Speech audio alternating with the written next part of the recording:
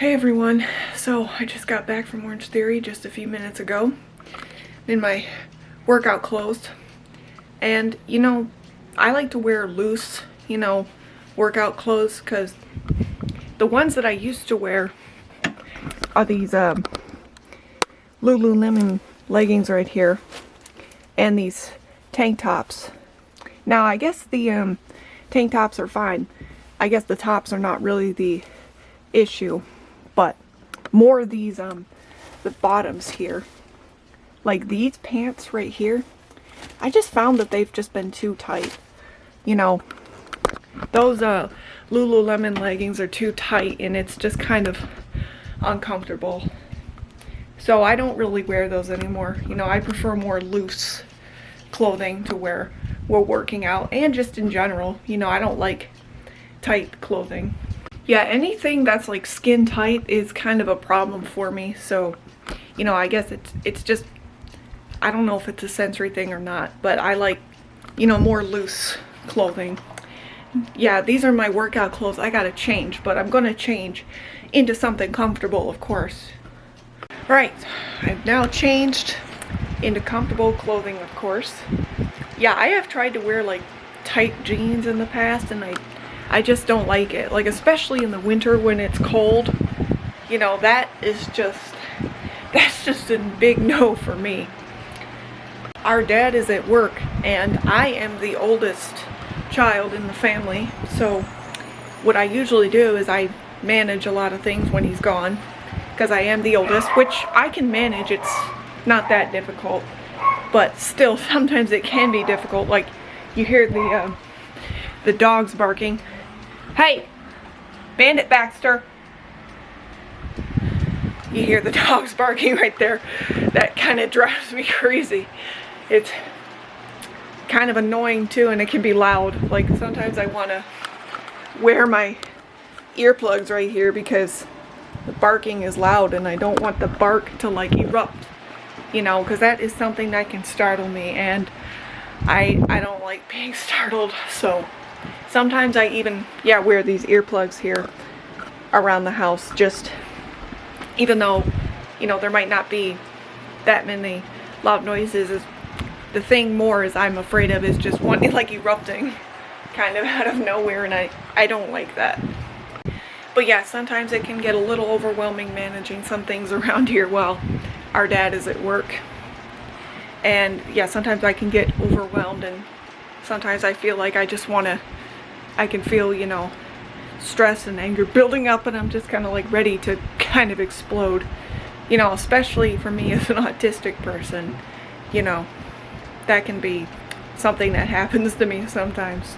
I feel like I want to yell sometimes, and sometimes I do raise my voice a little bit, but I don't I try not to, yell or scream super loud, especially, when our windows are open like that, because then I don't want the neighbors to hear, and they probably will hear that. Yeah, I just don't want other people or neighbors to hear that, so that's why I gotta try to contain myself sometimes, even though it's hard. I am not gonna lie, you guys, I have been a little stressed out lately. Yes, I have unfortunately been a little stressed out. My mind has just kind of been, I feel like I've been obsessing a lot more lately. Something I do sometimes with autism is sometimes I kind of tend to obsess about certain things. Like I get anxious and then start obsessing about certain things when I'm like stressed or anxious. And it even caused, I don't know if you can see, like little, I'm not sure if that was a full stressor, but maybe it was one starting to form, and then another little one right here. And that's what it does too, is it causes stress sores, like cold sores. I can get that from being like stressed out. So I think that's probably where those things came from. Although, as I said, I guess it didn't fully develop into a full cold sore, but maybe it was starting to. But it happens sometimes. I get cold sores from stress. So right now, instead of watching YouTube, because usually this time of day is when I just watch YouTube, I'm going to be doing this Sudoku puzzle book. Now, I'm not going to be doing it for the whole evening, but I'm just saying for right now, I want to do this just because, you know, this stuff's good for your brain instead of, you know, watching YouTube all the time, which I have a habit of doing. So yeah, I want to do something here that's actually good for my brain and do this Sudoku puzzle book.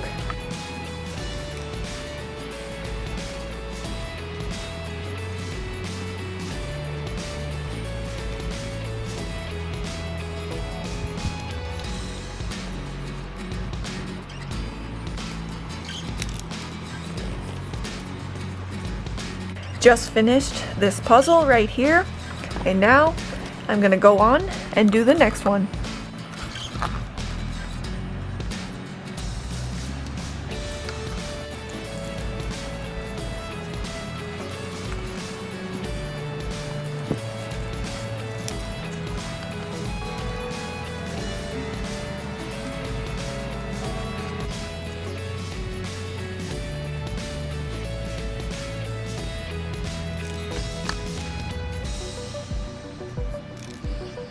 Alright, I have now finished the other puzzle that I did, and I think I'm going to be done for now. Maybe I'll do more later, I don't know.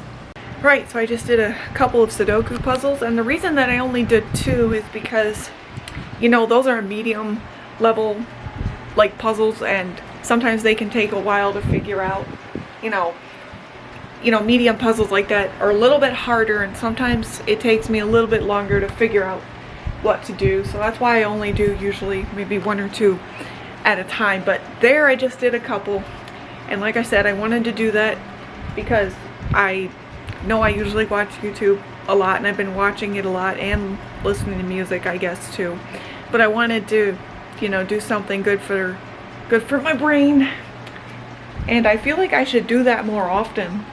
Like, instead of, you know, like I said, I watch YouTube all the time.